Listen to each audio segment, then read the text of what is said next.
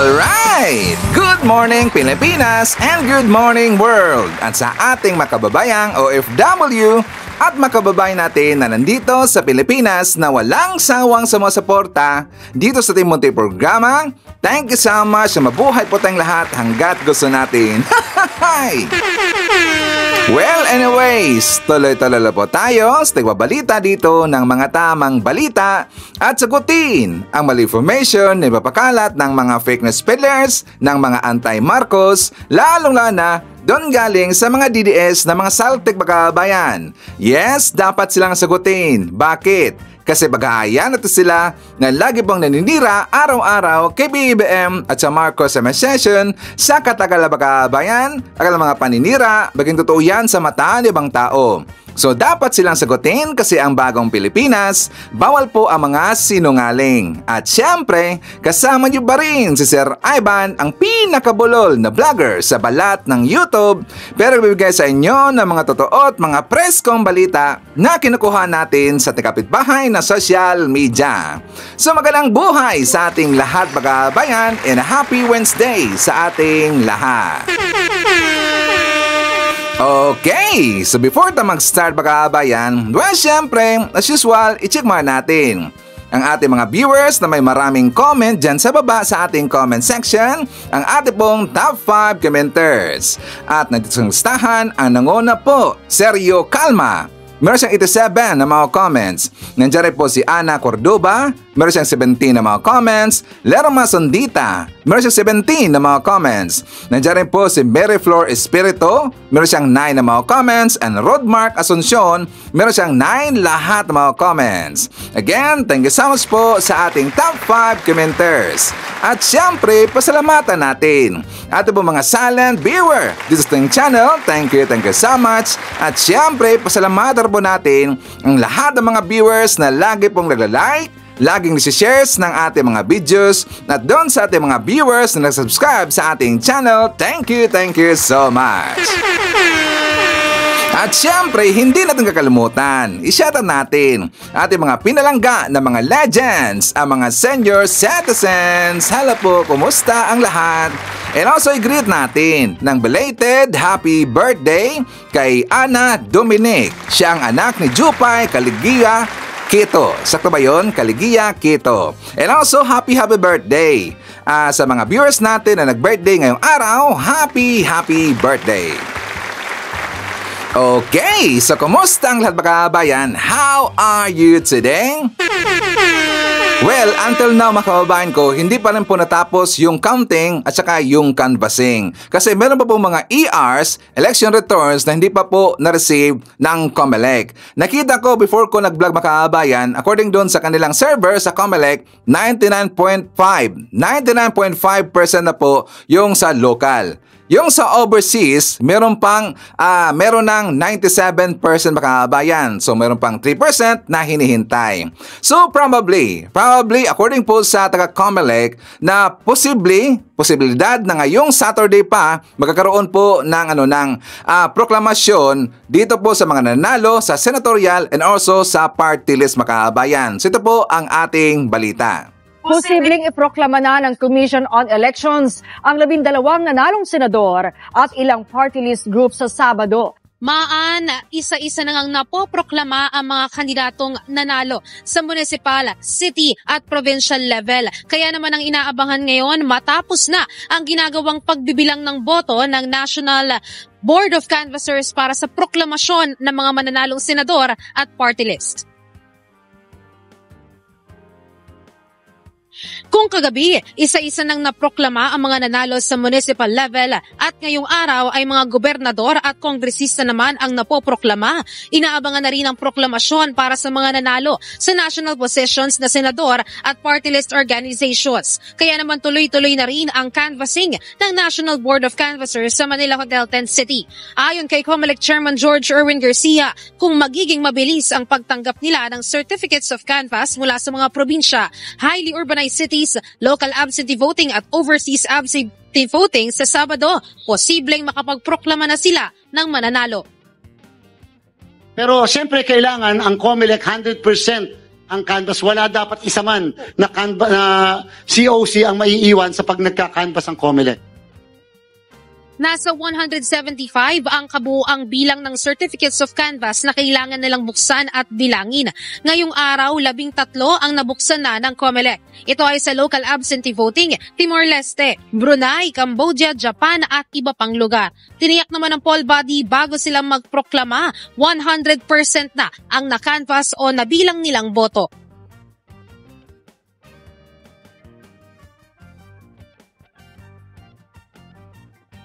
Samantala sa partial and unofficial results naman na lumalabas sa transparency server, nilinaw ng COMELEC na walang nawala na boto ng taong bayan matapos nga mabago at mabawasan ang bilang ng boto sa ilang mga kandidato kaninang 2:00 ng madaling araw. Sa simpleng paliwanag ng COMELEC, dumodoble kasi ang pagtatransmit ng election results ng mga presinto.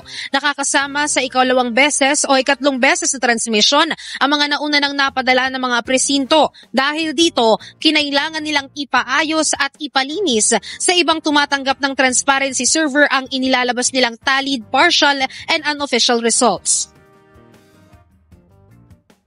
Kung sa second 15 minutes, ito yung first 15 minutes, sa second 15 minutes, may panigbago na namang 3 na presinto ang nakatapos, nangangahulugan, padala uli, pero ang matatanggap nitong mga entities na to, PPCRB, NAMFREL, Media, Majority, Minority, magiging 5 na presinto. Kasama yung unang 2 na naipadala na. Kinakailangan nyo yung program na yan. Meron pong kasi mga entities na sumunod na gawa ng program. At meron pong mga entities na hindi nagkaroon ng sinasabing program. Nanindigan din naman ang COMELEC walang dayaan o dagdag bawas na nangyari. Wala pong dagdag bawas, wala pong shading, wala po. It's just a matter of nag-correct sila. Kung sino man yung nag-correct, kinakailangan mag-adjust at mag-correct dahil nga po sa nadoble yung mga boto dahil pinaprocess. Pag po pala pinaprocess, meron sila dyan sa IT. Pag pinaprocess, nagaganon. Kaya kinakailangan meron kang program para lang linisin at hindi madoble.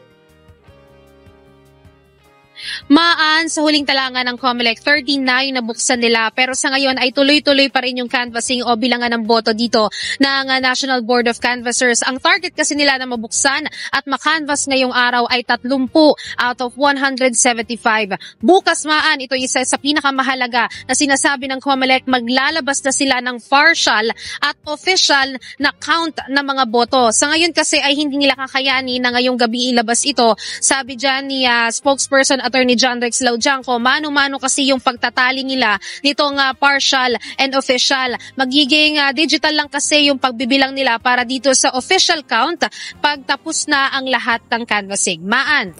Well, marami talagang dismayado dito sa COMELEC makabayan. Kasi nga diba sinabi nila noon, if I'm not mistaken, na according po kay Commissioner Garcia, na ang kanilang target makabayan, madideliver na nila ang result or magkakaroon na po dito ng proclamation within 2 days. After po natapos yung election makabayan. After election, tapos na within 2 days. Pero ano nangyari? This coming Saturday pa po yung kanilang target date na magkaroon na ng proclamation makabayan. So hindi nila na-deliver. Ang kanilang sinabi noon na statement na kung saan ito po yung nagbibigay talaga ng pagdududa sa mga mamayang Pilipino. So hindi nila na-deliver ang kanilang sinabi ng taga-COMELEC makabayan.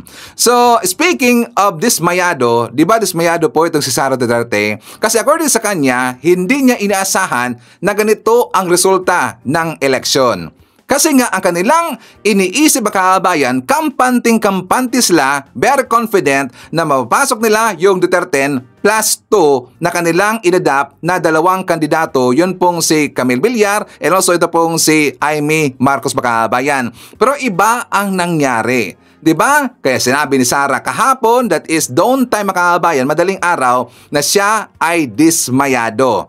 Hindi dismayado, kundi siya po ay nagpanik, natakot siya makabayan. Kasi nga nakita nila na outnumber sila base dito po sa nanalo sa top 12 or sa Magic 12 sa senatorial balls makabayan. na nanalo. 'Di ba? Kahit idagdag ho yung kanilang tatlo na Duterte na lang, Duterte, hindi na Duterte, plus dalawa, yung si Camille Villar and also itong si Amy Marcos, outnumbered pa rin ho sila makabayan. 'Di ba? Kaya nga sinasabi niya dismayado, pero tinabunan niya. Ang totoo, siya ay nagpanik makabayan. Hindi lang po dito, ito si Sara nagpanik, lahat ng mga DDS supporter. So, babalikan na ho natin itong si Sara makabayan. Ibabakita ko muna sa inyo kasi napasalamat po yung mga alyansa candidates, yung hindi po yung nanalo, pati po yung hindi nanalo makabayan. Sila po nagpasalamat sa mga kababayan natin na sumuporta sa kanila. Tayo po sumuporta sa kanila. Ibinoto rin po natin sila makabayan. And also si PBBM, nagpasalamat rin po sa taong bayan. For more details, let's watch this. Nagpasalamat ang senatorial candidates ng Alyansa para sa Bagong Pilipinas sa mainit na suportang natanggap nila ngayong Hatol ng Bayan 2025. Si Congressman Erwin Tulfo handang makipagtulungan sa lahat ng senador ng iba't ibang partido kapag formal nang nailuklok sa pwesto. Lubos ang pasalamat ni Alyansa para sa Bagong Pilipinas senatorial candidate Erwin Tulfo sa lahat ng sumuporta sa kanya sa Hatol ng Bayan 2025, lalong-lalo na kay Pangulong Ferdinand R. Marcos Jr. na pangunahing nag-endorso sa kanyang kandidatura. Sa mga inisyal na ulat, isa si Tulfo sa mga kandidatong nangunguna sa senatorial race. Well, we'd like to thank the President, number one, for choosing me as part of the Alyansa. It's time for me to go to work, to show you na hindi po nasayang ang boto ninyo sa akin. And willing to work po with the rest of the lawmakers. Giit ni Tulfo, kapag tuluyan na siyang nailuklok sa Senado, handa siyang makipagtulungan sa lahat ng senador mula sa iba't ibang partido. Ito ay sa ngalan na rin ng pag-usad ng mahalagang panukalang batas na tunay na mapakikinabangan ng taong bayan.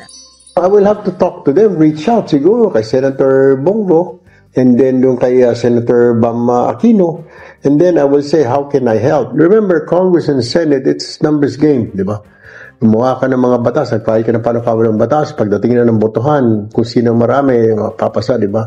Kabilang sa iba pang alyansa senatorial candidates na inaasang magwawagi sa eleksyon, sina dating Senador Ping Lacson, dating Senador Tito Soto, Senadora Pia Cayetano, Congresswoman Camille Villar at Senador Lito Lapid. Nagpapasalamat po ako sa lahat po ng sumuporta po sa akin ngayong eleksyon na ito at kampanya na po ito. I'm very, very grateful for all their support. Hindi man nakapasok sa Magic 12 base sa mga inisyal na ulat, si Abalos nagpasalamat pa rin sa lahat ng sumuporta, nanalangin at sumama sa kanyang laban. Sa aking mga kasama sa alyansa, salamat sa samahan at sa pagkakaibigan. Mait kong binabati ang lahat na nagwagi sa halalan. Naway, pagsilbihan ninyo ang ating bansa ng tapat at buong puso. Ayon kay Alyansa Campaign Manager Toby Chanco, sa umpisa pa lang ang hangarin ng kanilang kampanya ay bumuo ng matibay na suporta para sa mga kandidatong makakatuwang ng administrasyon sa ibayong pagpapaunlad ng buhay ng mga Pilipino. Dahil dito itinuturing nilang malaking bagay para sa Bagong Pilipinas vision ng pamahalaan ang tagumpay ng ilan nilang kandidato. Matapos ang Hatol ng Bayan 2025, nagpasalamat si Pangulong Ferdinand R. Marcos Jr. sa lahat ng Pilipinong lumahok dito. Itinuring niyang tagumpay para sa demokrasya ang maayos at mapayapang pagdaraos ng eleksyon na nagpapakita ng kaayusan, karangalan at pagkakaisa ng sambayanan. Binigyan din ng Pangulo na ang naging resulta ng halalan ay sumisumbulo sa kagustuhan ng taong bayan na mamuno ang mga opisyal na may malasakit at handang tumugon sa mga pangunahing suliranin ng bansa, gaya ng inflation, kawalan ng trabaho, katiwalian at iba pang pasanin ng ordinaryong Pilipino. Nagpasalamat din siya sa mga sumusuporta sa mga pambato ng administrasyon sa ilalim ng Alyansa para sa Bagong Pilipinas. Bagamat hindi lahat ng kandidato nito ay nanalo, tiniyak ng Pangulo na magpapatuloy ang kanilang adhikain at misyon para sa pagbabago. Nanawagan din si President Marcos Jr. ng pagkakaisa at pagtutulungan sa mga bagong halal na opisyal, anumang partido o koalisyon ang kanilang kinabibilangan. Ayon sa kanya, ang pamamahala ay isang kolektibong pananagutan na dapat pagtuunan ng iisa at tapat na layunin. ang kapakanan ng nakararami. Alam niyo mga kabayan ko kung bakit hindi naging dominante yung alyansa, yung Team Alyansa dito sa election 2025. Well, we have to be honest, real talk yan. Hindi talaga naging dominante ang alyansa. Kasi nga kahit po na mayroong nakapasok po na 5 dyan na alyansa team dyan po sa Senado mga kabayan o dito po sa Magic 12, meron kasing isa dyan, itong si Pia Cayetano mga kabayan, na hindi natin alam kung siya ba ay isang pro-impeachment or anti-impeachment dito kay Sara Duterte. Kasi nga ito pong partido ni Pia Cayetano mga kabayan, the same kasi sila ng partido, di ba, nila ni Villar. So under siya sa Villar mga kabayan. So siyempre si Camille Villar, ito kasi ay hati kasi ang kanilang blood mga kabayan, merong pula daw pero mas marami yung green. 'Di ba? Ito pong si Amy Marcos, merong pula ng konti, mas marami ang green. Ito na pong si Pia Cayetano. Kaya hindi natin masasabi na talaga ba itong si Pia ay gusto niya ma-impeach itong si Sara Duterte, lalong-lalo na ngayon. Itong si Sara ay nagpanik mga kabayan. Sigurado tayo na merong gagawin na naman po na kababalaghan itong team ni Sara Duterte para makakuha sila ito ng simpatya at sila po dito ay mangengganyo sa kanilang mga kasamahan po ng mga senador. Hindi natin alam, baka bibigyan po ng kulay mga kabayan para lang mag-no to impeachment para siya ma-acquit mga kabayan. Kaya yan pong ibig sabihin, bakit hindi naging dominante yung Team Alyansa mga kabayan. Di ba yung team ni BBM, inendorso niya ito si Govgun Garcia. Pero natalo mga kabayan. Nanalo yung si Baricuatro, si Pam Baricuatro, which is PDP Laban. At saka pati rin po dito sa area ng Davao City, lahat ng mga Duterte doon nanalo. Sa Davao City lang mga kabayan. Pero hindi buong Davao Region. Mas marami pa rin pong mga team pro-admin sa Davao Region versus sa Davao City kasi nga ang nahawakan lang ngayon ng mga Duterte mga kabayan yung Davao City lang. Pero yung mga kalapit na kapitbahay po na lugar, ang buong region hindi hawak ng mga Duterte. Pero siyempre, iba-iba naman kasi ang partido mga kabayan. So bakit nagaganyan Sir Ivan? Ito'y sa kadahilanan ng fake news. Talagang namayagpag ang fake news na ipinapakalat ng mga DDS makabayan. Totoo naman talaga yan. Diba napapasiba natin sa Facebook natin? Pag open pa lang ho ng Facebook makabayan, ano ang bubungad sa atin? Diba fake news na ng mga DDS? Maraming mga repost galing sa mga DDS, yung mga ipinapakalat nila galing sa DDS, kaya nga maraming nagsusumbong sa atin. Kasi nga pagkaka-open pa lang ho natin ng Facebook, nandyan na ho ang kanilang paninira. At marami silang naloko. Marami silang nabudol makabayan. Totoo naman talaga yan eh. 'Di ba? Maraming nabudol. Kaya yung iba, nagka-confuse dito, nagdalawang isip na kung sila ba ay susuporta kay BBM or sa Team Alyansa dahil yan sa fake news. So ako po ay makikiusap. Paghahandaan ho natin makabayan, paghahandaan ho natin to. Ayaw ko na mangyari ito ulit. Or ayaw po ng pro-admin, ayaw po ng mga sumusuporta ng Marcos admin na mangyari ulit ito. Lalabanan natin ang fake news na makabayan. Alam natin kung ano ang totoong mga nangyayari. Alam natin kung ano ang totoong mga balita. Pero yan kasi po ay pilit nilang pinatatakpan at talaga pong namayagpag ang kanilang fake news versus sa mga totoong nangyayari. Kaya ang platform ni Sir Ivan, ibahin natin. Di ba yung mga good news natin makabayan, yung balita natin kung ano ng estado ng ating gobyerno, ano ng estado ng ating bansa, instead na ipinapakita ni Sir Ivan doon sa dulo ng ating vlogs dito na sa may gitna makabayan para yung mga DDS na nandito magiging aware sila. Kasi nga 'di ba lagi lang sinasabi na wala daw nagawa si PBM, wala daw proyekto, ang proyekto ng PBM galing pa daw yan sa Duterte admin makabayan. Wala daw magandang polisiya, puro na daw lagoy-lagoy, puro na daw party-party makabayan. So ang nakalungkot dahil dito po sa mga paninira ng mga DDS, yan kasi ang marirecord ng mga tao na hindi masyadong babad sa social media. Lalong-lalo na kapag nandun sila lagi sa mga DDS vlogger makabayan. Talagang sila po ay madadamay dito. So ipapakita natin dito sa mga kababayan natin, lalo na sa mga DDS na meron pong nagawa ang Marcos admin. Hindi lang isa, dalawa, kundi marami.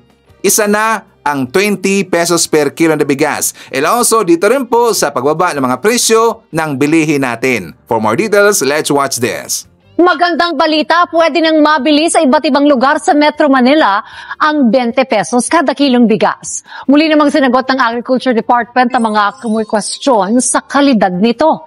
Maagang nagtungo si Baby sa Pasay City Public Market matapos mabalitaan na maaari nang mabili ang bigas sa halagang 20 pesos kada kilo, isa sa mga programa ni Pangulong Ferdinand R. Marcos Jr. Ayon kay Baby, bumili siya ng 10 kilo ng bigas upang mapagsaluhan ng 10 miyembro ng kanyang pamilya. Tinatayang aabot ito ng halos 2 linggo kaya naman makakatipid siya ng halos 1,000 piso. Bakit mo po naisipang bumili ng 20 pesos na bigas? Para yung sobra doon sa dating price, pwede pang pabiling ulam. Mas malaking tipid talaga. Umaasa si Baby na mas marami pang lugar sa bansa ang maaabot ng programang ito upang mas maraming Pilipino ang matulungan at mapagaan ang gastusin sa pang-araw-araw. Malaking tulong, lalo ako, single parent. Bagay, wala na naman ako maliliit, kaya lang yung mga support sa mga kapatid. Mga pamangkin, mga apo, malaking tulong. Bukod sa Pasay City, mabibili rin ang 20 pesos kada kilo bigas sa iba't ibang lugar sa Metro Manila, gaya ng Agribusiness Development Center sa DA Compound, Quezon City, Kamuning Public Market sa Quezon City, Bagong Silang Phase 9 Public Market sa Caloocan City, at Navotas Agora Complex sa Navotas City.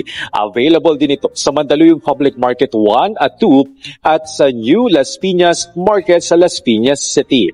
Pinalalawak pa ang programa sa 32 lugar sa buong bansa. Tinatayang aabot sa 2 milyong individual o mahigit 400,000 na pamilya sa Metro Manila ang inaasang may kinabang sa 20 pesos kada kilong bigas ng pamahalaan.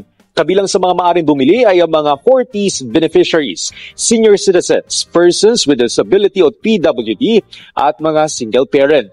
Kinakailangan lamang nilang magpakita ng valid ID bilang patunay ng kanilang pagkakakilanlan.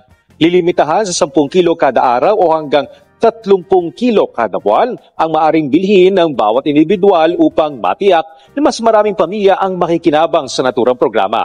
Samantala, pinabulaanan ng Department of Agriculture ang mga pangambang maapektuhan ang bentahan ng palay at kita ng mga rice retailers. Naomi, tiniyak nga ng DA na dumaan sa quality control ang mga ibinibentang bigas at direkta pang itong kinuha sa ating mga magsasaka. Mabibili na rin sa Mandaluyong City ang 20 pesos kada kilong bigas. Maagap na bumili ng 10 kilong bigas ang senior citizen na si Nanay Virgie nang malaman niya na mayroon ng 20 pesos na kilo ng bigas sa Mandaluyong Public Market. Bigas ang isa sa mga pinaglalaanan niya ng malaking budget para sa kanyang pamilya, kaya malaking bagay na hindi na daw ito mabigat sa bulsa.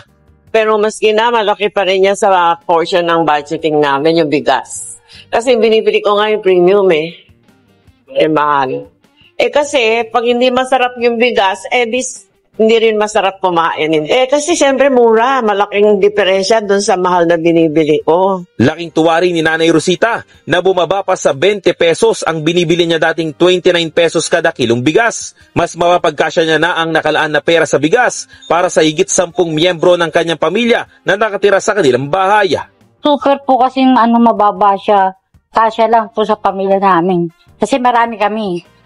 Yung mga anak ko, apo ko, kailangan ganito murang bigas ang bibili ko para magkasa sa amin. Yan na po talaga kaya namin. Bukas na nga para sa mga vulnerable sector ang 20 pesos na kada kilo ng bigas ng mga Kadiwa Store. Pasok dyan ang mga senior citizen, PWD, solo parent at mga miyembro ng 4-piece. Ang Kadiwa Store nga dito sa Mandaluyong Public Market, pinilahan agad ng mga mamimili para maabutan pa ang murang bigas. Wala pa nga kalahating araw, ubos na agad ang 20 pesos na kilo ng bigas dito sa Kadiwa Store sa Mandaluyong Public Market. At ayon nga si Department of Agriculture, hindi lang vulnerable sector ang kanilang target dahil gusto rin nilang palawigin ng programa sa mga low, mid-class o yung mga minimum wage earners na nahihirapan din sa taas ng mga bilihin. Malaking tulong rin daw ito para sa mga kababayan natin na gustong magtipid. Kaya naman ngayon linggo pa lang, target na nila na maibenta ito sa higit 30 lugar sa bansa. So we will be in 32 centers and markets this week.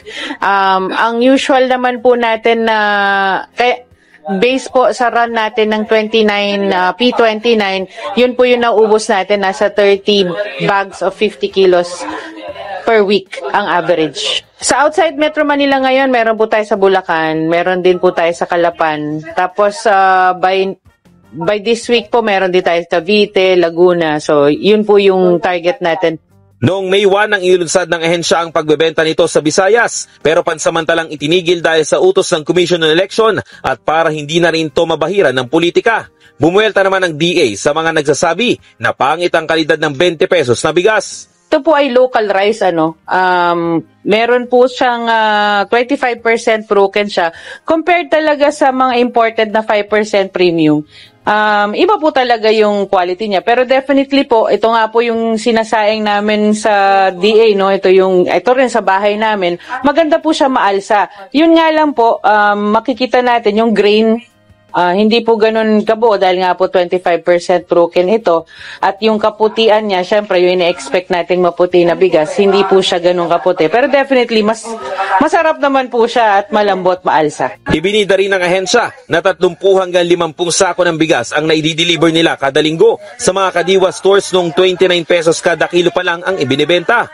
Patunay umano na magiging patok sa mga mamimili ang mas pinamurang bigas. Inaprubahan na ng Asian Development Bank ang $1.4 billion na pondo para sa konstruksyon ng North-South Commuter Railway Extension. Tuloy-tuloy ang konstruksyon ng North-South Commuter Railway o NSCR sa pag-aproba ng Asian Development Bank sa $1.4 bilyong na pondo para sa programa. Ayon sa DOTR, ang pondo ay ilalaan sa konstruksyon ng linya mula Clark, Pampanga hanggang Malolos, Bulacan na layong matapos sa 2028. 2 weeks ago, Secretary Rizon visited the project sites at the Malolos and Clark stations of the NSCR and order the contractors to speed up the construction of the projects so that the commuters can use the rail system as early as possible. Bahagi ang NSCR ng Build Better More Infrastructure agenda ng pamahalaan na layong padaliin ang biyahe ng libo-libong Pilipino mula Calamba, Laguna hanggang sa Clark, Pampanga. Ang higit 100 kilometrong proyekto ay mag-uugnay sa mga pangunahing lungsod sa Pampanga, Bulacan, Metro Manila at Laguna na magpapababa sa kabuang oras ng biyahe mula Clark International Airport hanggang Calamba, Laguna sa mas mababa sa 2 oras na makakapagpaluwag sa bigat na daloy ng trapiko.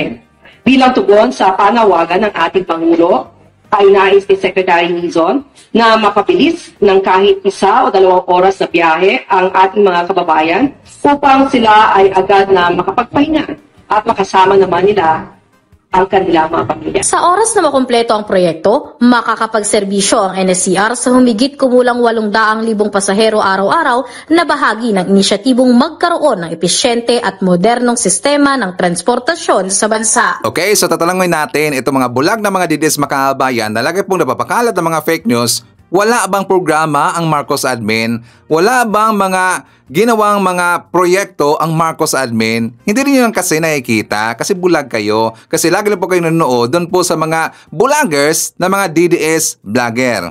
At saka doon nga pala no, sa ating mga viewers na hindi pa nakatikim sa 20 pesos per kilo na bigas, I can assure you, talagang maalsa siya pero hindi ganun kaputian makabayan pero masarap at saka mabango. Na-test na ho yan sa Ivan. Diba nalalaban natin yung pag-launching doon sa Cebu City makabayan? Diba nag-live ako? At saka bumili rin po ako ng bigas. At ako na ho yung mismong nag-test, nag-review sa bigas makabayan. So 100% magugustuhan ninyo yung 20 pesos per kilo na bigas na programa ng Marcos admin makabayan. Okay? So don't forget, i-like natin ating vlog makabayan. I-like lagi natin ating mga vlogs and also i-share natin para malaman po ng mga kababayan natin na hindi mga well-informed, also binulag po ng mga DDS vlogger para alam nila yung mga totoong nangyayari sa bansa natin makabayan. Okay? So please like and share. Okay. Ngayon, babalikan natin itong si Sara Lustay. Alam niyo mga kababayan ko, dahil nakita ni Sara na itong si Bongo nag-top 1 sa senatorial candidate. Kitang-kita niya na overwhelming ang numero na nakuha ni Bongo. Alam niyo ba na ito po ay magiging threat kay Sara Duterte? Napansin nyo ba ang mga napag-usapan ngayon ng mga DDS? Kasi nga, inaalsa nila ngayon, pinupush up na nila ngayon at Ang tawag dito mga kababayan, binibuild up na nila ngayon itong si Bongo sa darating daw na 2028 mga kababayan. Ang gusto kasi ng mga DDS, kasi nga nakita nila na top 1 itong si Bongo, gusto nila na maging presidente mga kababayan. At saka itong si Sara Duterte ay vice presidente pa rin. Yan ang gusto ng mga kababayan.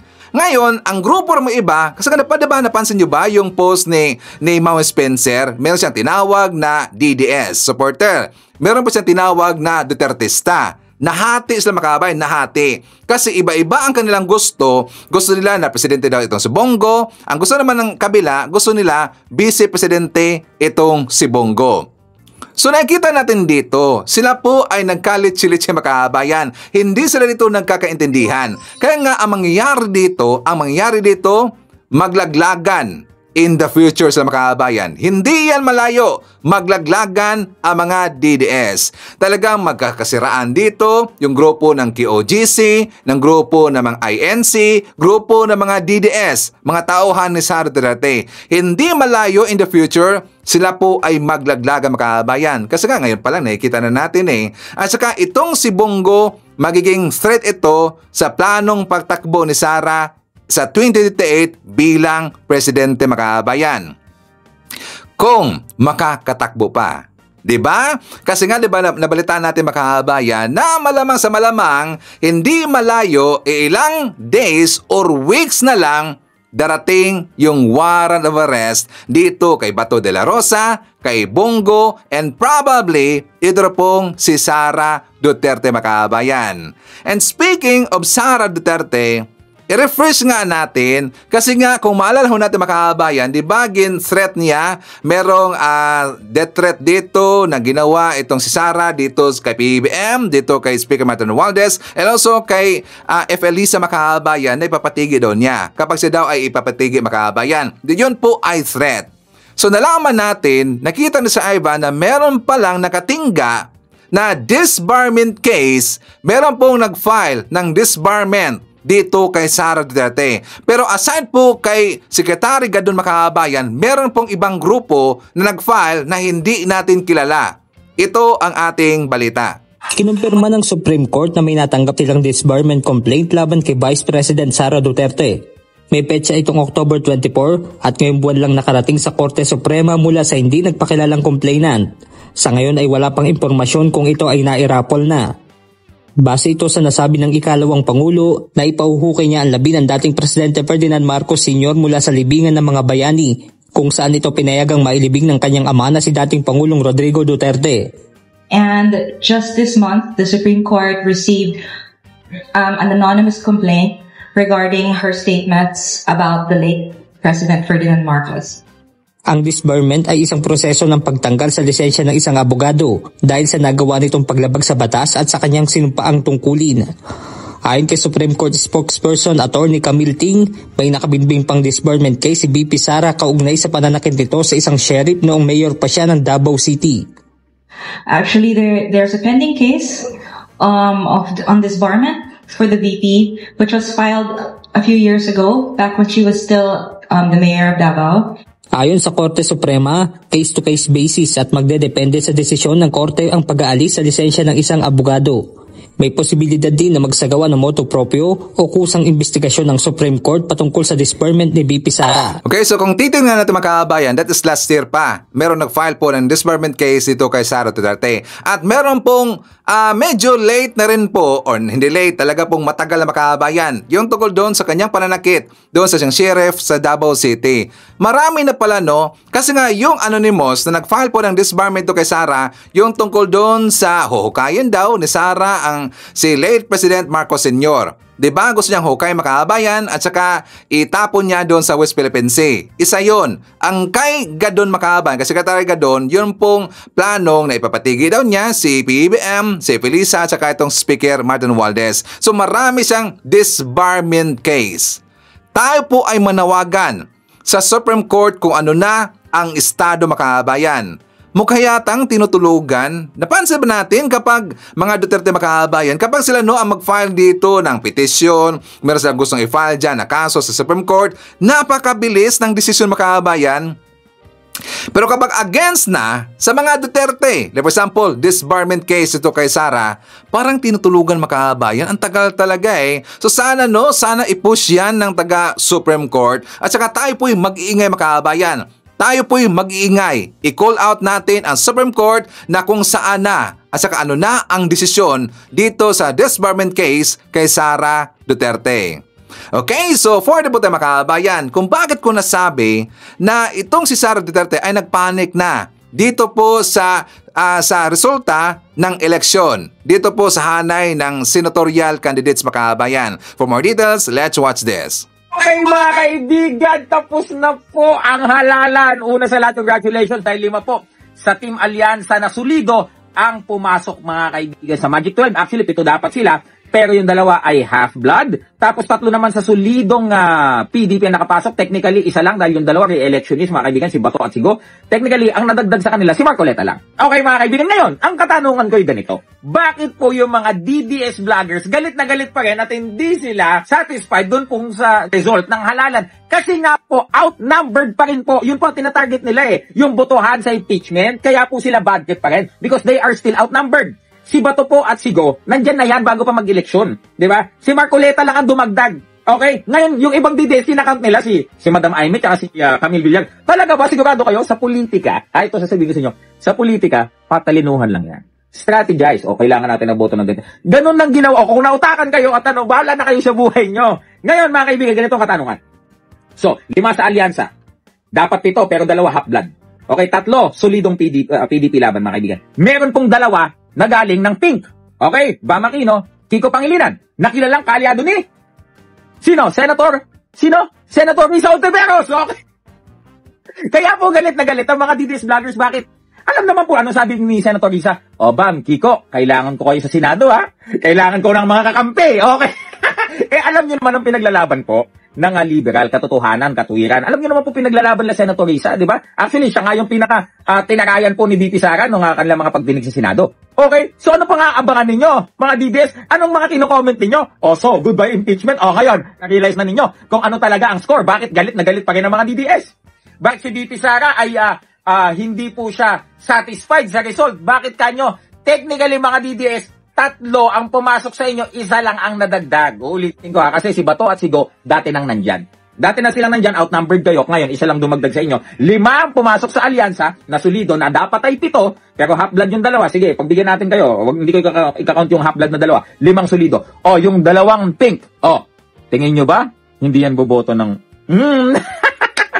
Yan kasi sinasabi ko sa inyo, mga DDS. Diba? Magtanong kayo bakit yung mga DDS vloggers galit pa rin. Bakit si VP Sara hindi siya satisfied? Diba? Kasi ganun nga ang resulta. Number gains po sa impeachment. At yan po ang susunod nating aabangan, mga kaibigan. Impeachment is when, mga kaibigan? June or July, mga kaibigan?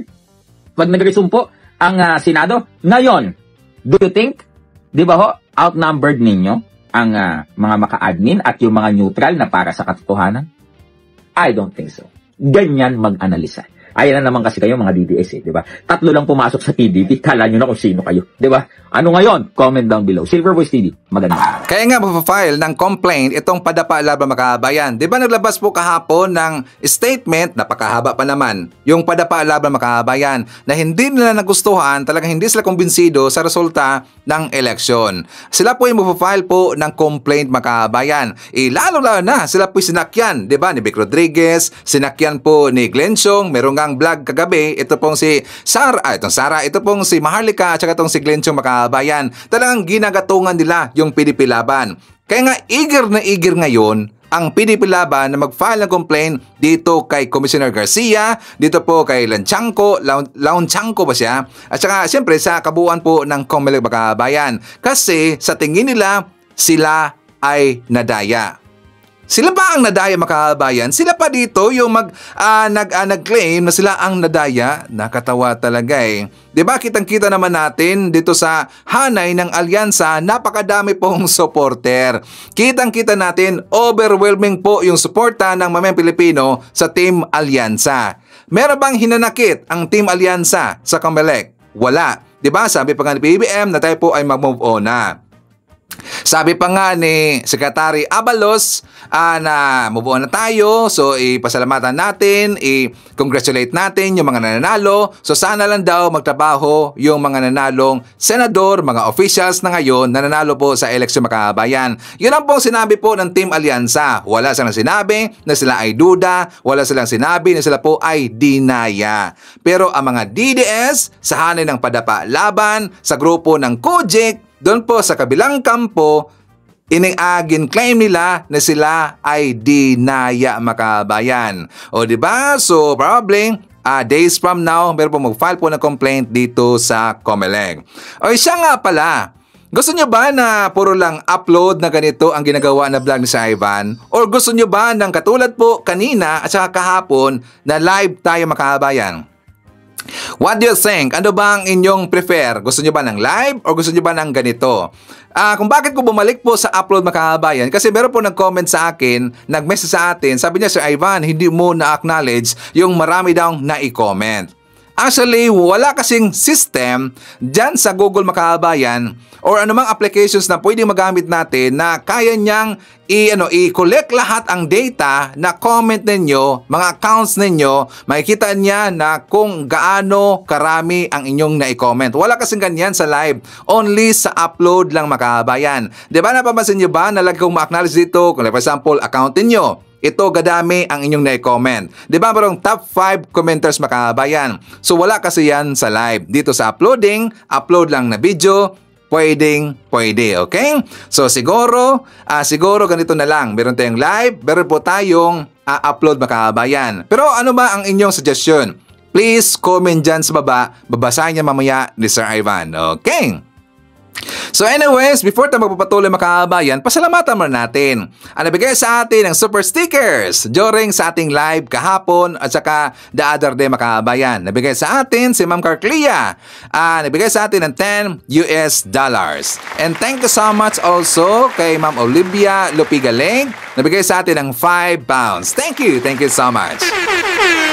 At syempre, greet natin ating mga suki, mga early birds. Yun ang una sa pag-comment dyan sa baba sa ating comment section. Yung lagi pong nauna. Nandyan sila si Antido Norma, Noel Narcida, Army Lagaso, Feli Judan. Nandyan po si Beth Hariolne.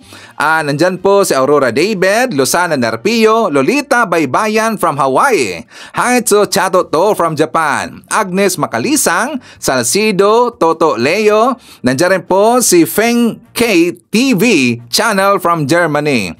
I-shoutout natin si Edmond Ramos, Maricar Becker, hi to Sir Jaime Garcia, Direk Erwina Argilies, and hi to Direk William Mayo.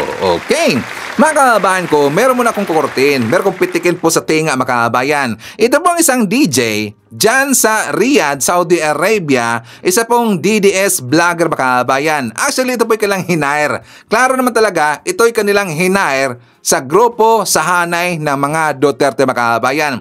Kitang-kita natin. Kailang, alam nyo kung ano advantage ng mga DDS? Ito real talk mga kababayan. Bakit nagdominante ang mga DDS vlogger?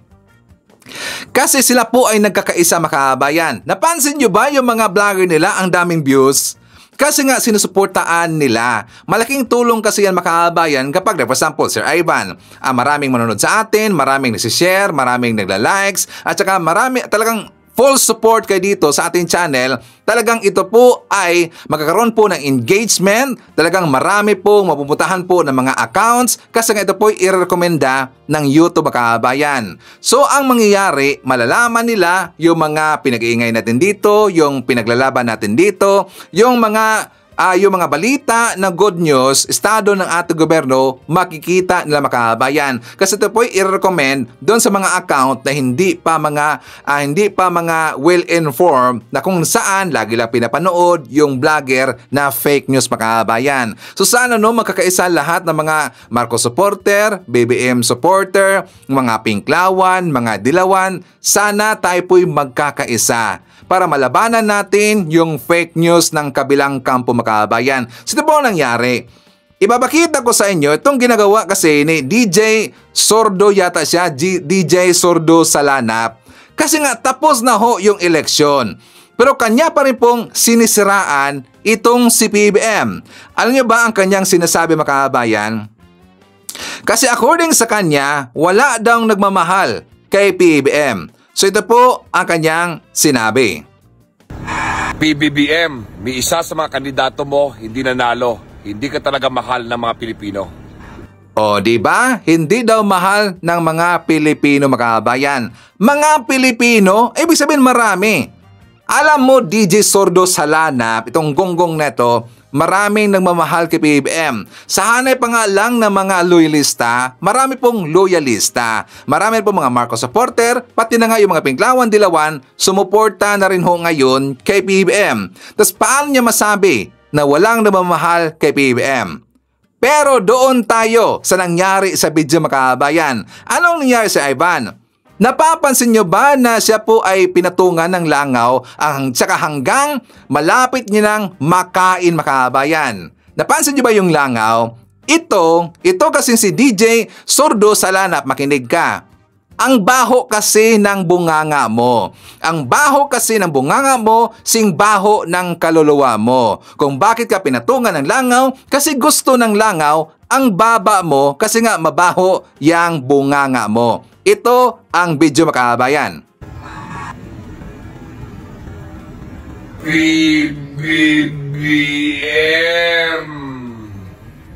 isa sa mga kandidato mo hindi nanalo. Hindi ka talaga mahal ng mga Pilipino. O, di ba may langaw, mga kababayan? Muntik na nga makain eh. Gonggong talaga eh. Bakit pinatungan ng langaw? Kasi nga babaho ang kanyang bunganga. Kung gaano kabaho ang kanyang bunganga, gano'n rin po kabaho ang kanyang kaluluwa. Kaya ang gusto nga ng langaw kasi mabaho yung kanyang baba, mga kababayan. Hey, o di ba gonggong talaga to eh. Tingnan niyo po ang kanyang views, mga kababayan. Tingnan niyo lang po yung views niya, di ba? Ganon lang kaising ginagawa niya. Almost 500,000 ang kanyang views, mga kababayan. Kasi nga yan po'y tinutulungan ng mga DDS. Yan pong ibig kong sabihin, mga kababayan. Kaya nga namamayagpag ang kanilang mga fake news, mga paninira, di ba, panggugulo dito sa ating gobyerno. Kasi nga sila po'y sinusuportaan ng mga DDS supporter.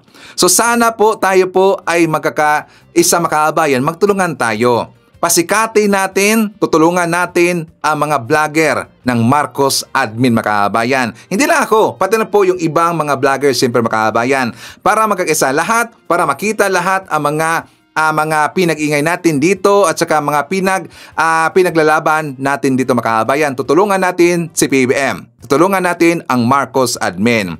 And also, mga kababayan ko, after po sa election, di ba nanalo po itong si Digong bilang mayor doon sa Davao City. Meron kasing ipinakalat. Itong mga DDS, hindi lang isa, hindi lang dalawa, marami, mga kababayan. Ito, luma to. Pero kanila pong gin-refresh, mga kababayan, kasi nga nanalo itong si Digong. Gusto na ipakita po dito sa taong bayan na ganun daw ang nangyari sa Malacanang during sa time ni Digong, mga kababayan. Paninira ito. Itong babae yung kasama po ni Silis, mga kababayan. Nalaban natin yung NPA. Yung nakalimutan na yung kasama, yung partner po ni Eric Silis, mga kababayan. Basta yung babae na yon, ito ang kanilang ipinakalat ngayon. Nung kami ay nakaupo dyan at kakain kami at uupo kami kasama si President Duterte, sasabihin niya ganito, yan lang yung ulam natin. Meron tayong piniritong isda, may miswa tayo, meron tayong, iniisa-isa niya, meron tayong prutas, may dessert, may kanin. Okay naman yan. No? Kasi hindi natin pera yan. Pera ng taong bayan. Pwede nga sabay-sabay na kami, pera ng taong bayan yan. Every day that we ate with him like that, it was really like that. 2,000 years later. Let me tell you the difference. When I went back to Malacanang, under this president, I was so shocked at what I saw. There was a buffet spread with steak and lobsters in the middle of the day. And I heard that this is an everyday thing. Oh, di ba? Paninira, mga kababayan. Kasi nga, ang sabi niya, kino-compare niya dito. Yung time daw ng Digong at ang pagkain dyan sa Malacanang, tuyo lang or sabaw-sabaw lang, isda-isda lang. Maniniwala tayo dyan makahabayan? Naniniwala ba tayo? Doon pa nga lang sa explanation or doon pa nga lang sa kumalat na picture, yung kumain po itong si Sara at si Digong, meron pong time sa Digong na pinicturean na ni Bongo na ang nakita doon sa picture makahabayan kasi ginkrap. Ang nakita doon isda lang. Pero nung lumayo na picture, meron kasing na picture doon, hindi po si Bongo makahabayan, nakita na merong lechon. December po ito nung kumain itong si Sara at saka si Digong makahabayan. Ang totoong problema ng bayan ay kagutuman, kahirapan, sarap-sarap ng kain ninyo, buffet, alak, Hindi lang mahal ang bigas. Ang issue ngayon is gutom ang Pilipinas. Di ba yung sinasabi nila na simpleng buhay na daw ito sa Digong, kinakain nila dyan sa Malacanang, tuyo lang at saka isda at saka sabaw makahabayan. Yan ay malaking propaganda nila. Puro lang pang-iipal makahabayan. Puro lang yan na papapasikat kasi nga gusto lang makita nito ng si Digong ay simpleng buhay lang meron. Yan ay fake news, yan ay pangbobodol. Bakit sila galit? Alam niyo ba kung bakit nila ipinakalat itong makahabayan tungkol sa Malacanang? Kasi nga gusto lang maagaw yung posisyon ni PBBM. Kasi gusto lang maibalik itong kanilang ginagawa makahabayan.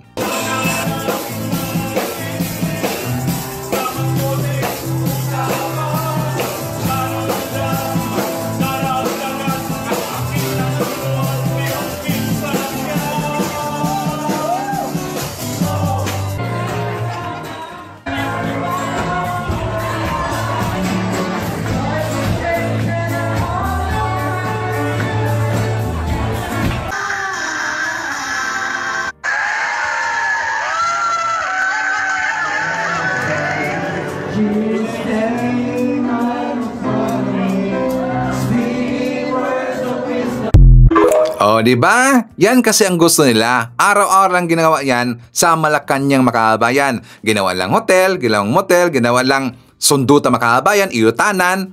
Di ba? Yan kasi ang gusto nila. Kaya nga napakagubot, saka talapong napakapangit yung Malacanang noon makahabayan sa panahon po ni Digong. Hindi lang tambayan ng mga POK 2 times, meron pong nagtatambay doon na mga D-Lords makahabayan, yung mga tauhan ni Digong.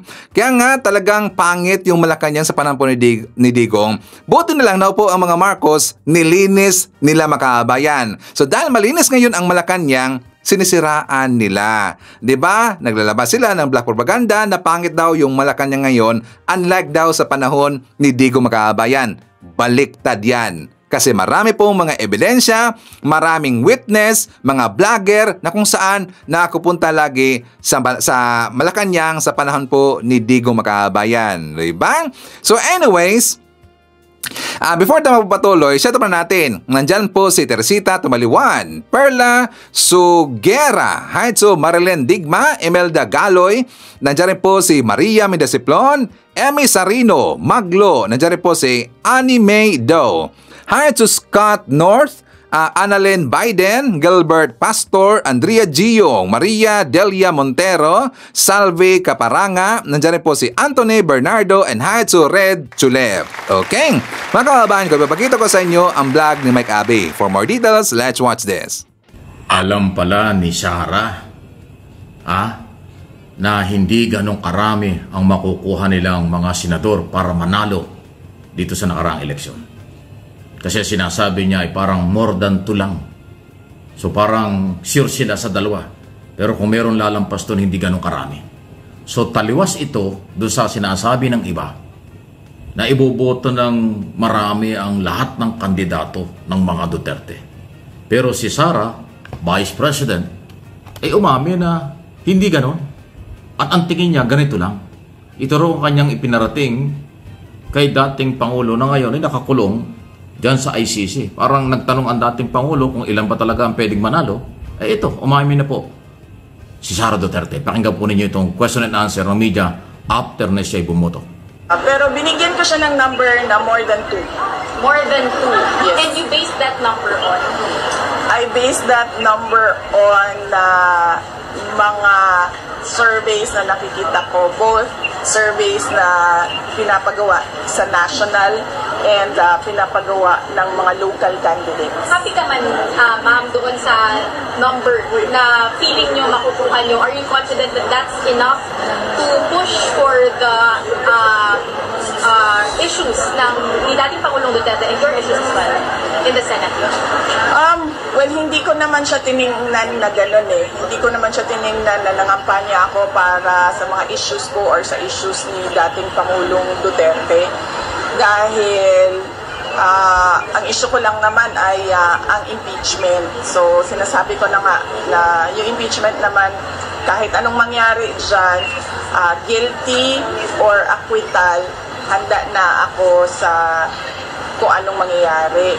Tiningnan ko siya as one group of individuals, hopefully soon to be senators, who can continue to push for yung sinasabi nating tunay na pagbabago na nasimulan ni Pangulo. Ayan, so yan. Yan ang forecast po ni Sara Duterte, Vice President. Yung sinabi niyang more than 2 lang, o pwedeng 2 lang talaga yun, o pwedeng makatatlo. Pero tingnan natin. So alam na pala. Okay? At least inamin na nila.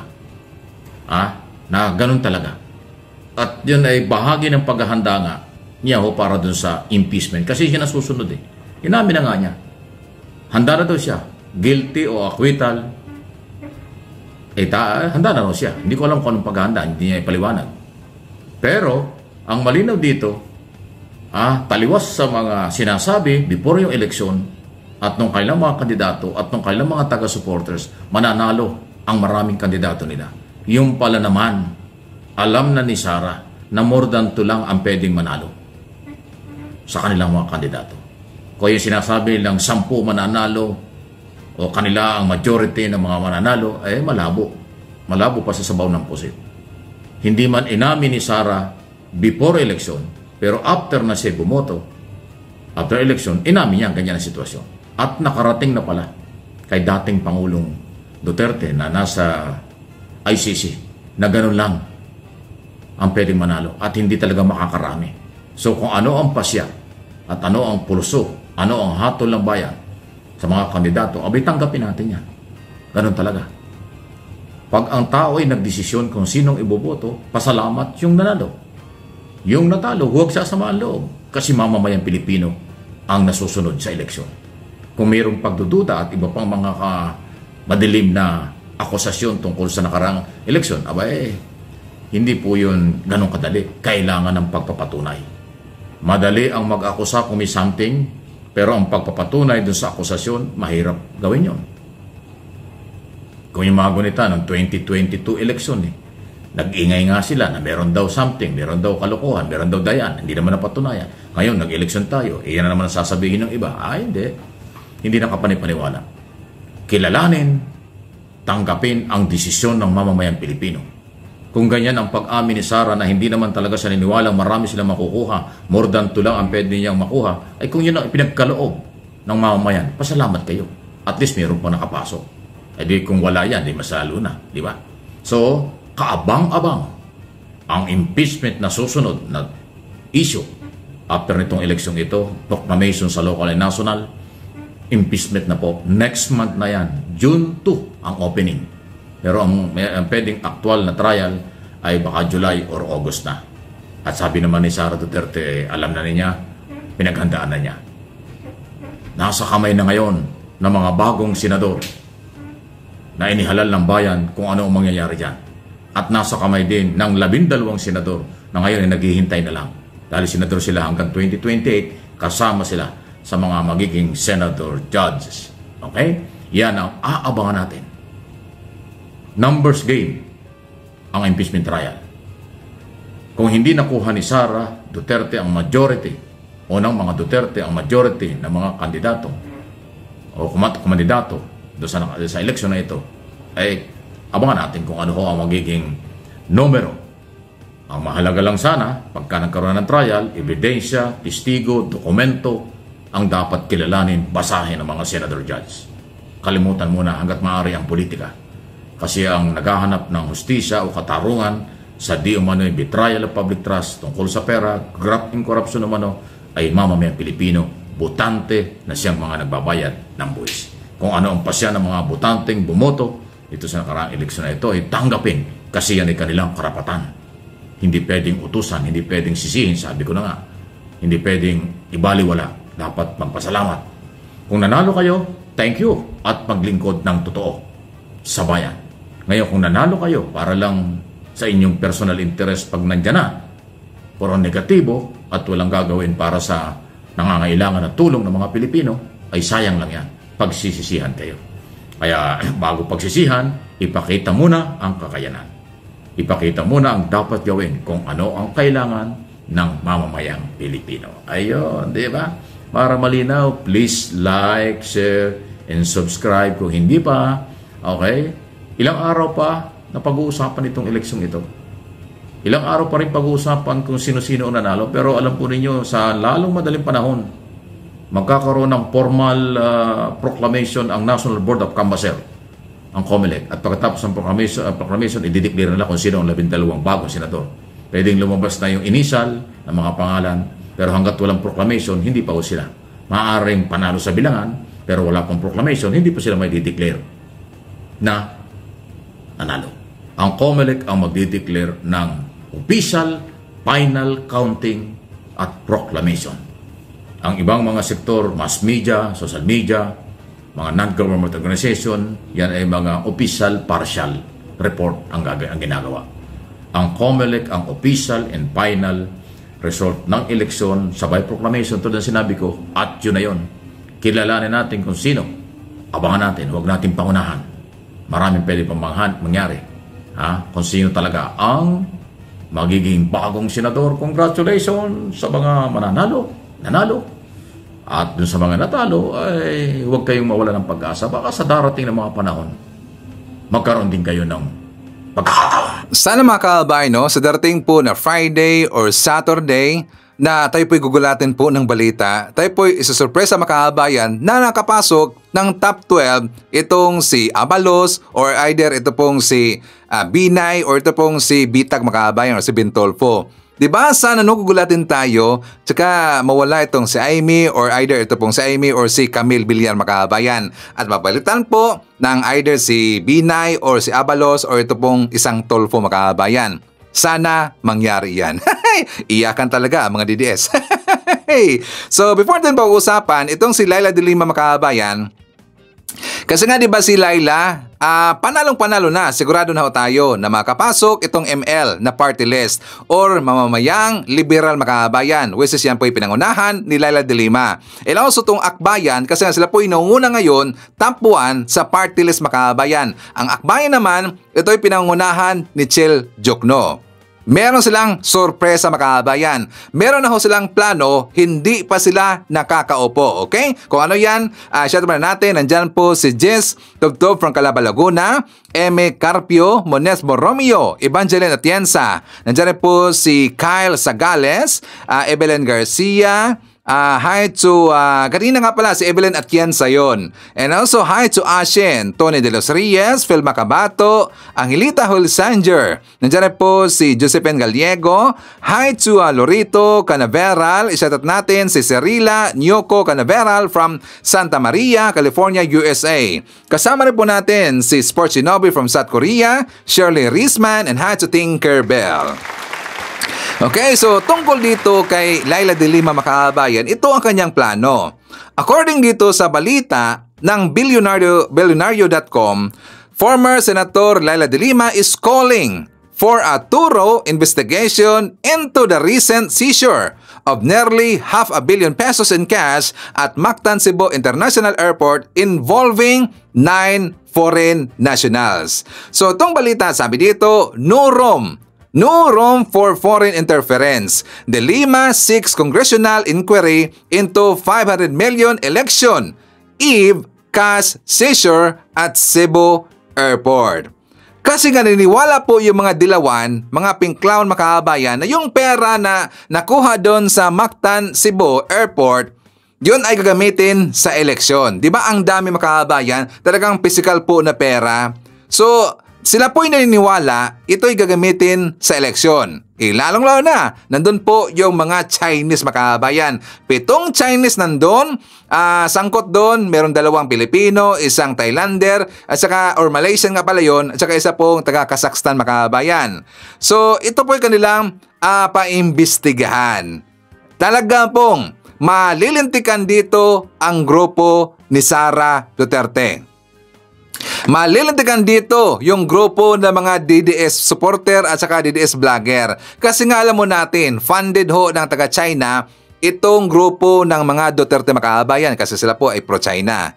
So sabi dito sa balita makabayan, former Senator Leila de Lima is calling for a thorough investigation into the recent seizure of nearly half a billion pesos in cash at Mactan Cebu International Airport involving 9 foreign nationals. The cash was discovered as the individuals, primarily Chinese nationals, were preparing to board a private jet bound for Manila.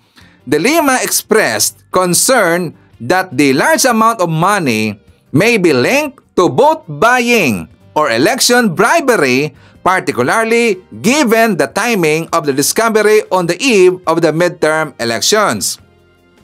So sabi daw sa statement ni De Lima, sabi niya na De Lima stressed the need for an in-depth inquiry recommending that the matter be taken up by the incoming 20th Congress. She noted that the cash was in Philippine pesos and carried by foreign nationals, raising serious concerns about potential foreign interference in this year's election.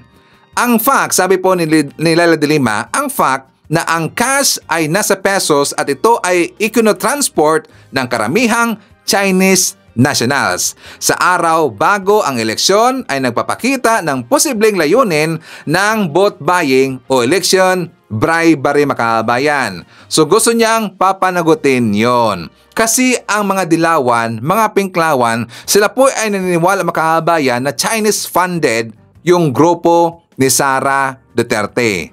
At kapag yan po ay mapapatunayan makabayan, maraming kandidato dito under ng padapa laban, mga tauhan ni Digong at saka ni Sara ang madi-disqualified. O, diba? Kaya maraming pumasok sa isip ngayon ni Sara Duterte, kaya siya po stress, talaga pong hindi na alam ang kanyang gagawin, galit na galit siya, dismayado siya, pero ang totoo yun, hindi siya dismayado. Siya po ay nagpanik makabayan, takot na takot ngayon itong si Sara Duterte.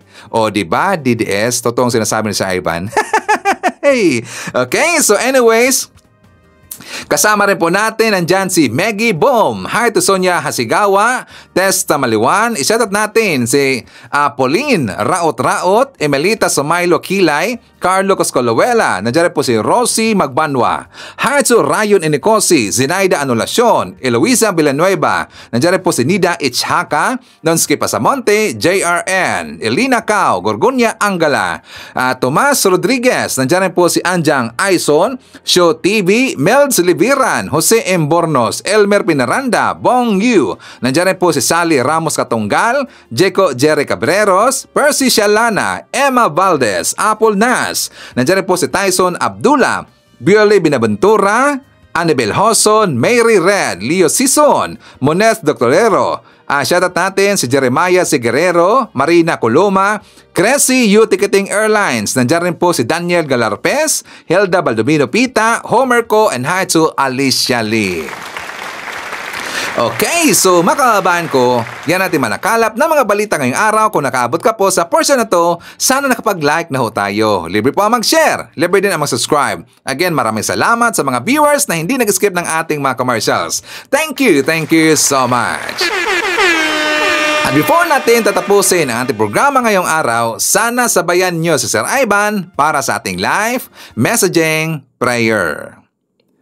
Diyos ko, inilalagay ko sa iyong mga kamay ang buhay ng aking buong pamilya. Nakikiusap ako na protektahan mo kami at gabayan sa bawat hakbang at desisyon. At huwag nawa kaming bumagsak o madapa. Bigyan mo kami ng lakas at tapang na sumulong sa kabila ng bagyo. Diyos ko, naway sumikat ang liwanag ng iyong mga pagpapala sa aming buhay. Idinalangin ko to sa pangalan natin Panginoong Jesucristo. Amen. So maraming salamat mga kababayan, and I hope to see you again on my next video.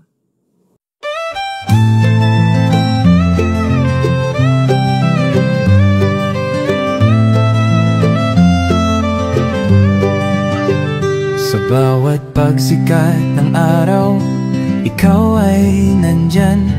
Tinig mong matatag, sa amin ay gabay. Pag-asa ng bayan, pangakong totoo. BBM, isa kang totoong tao.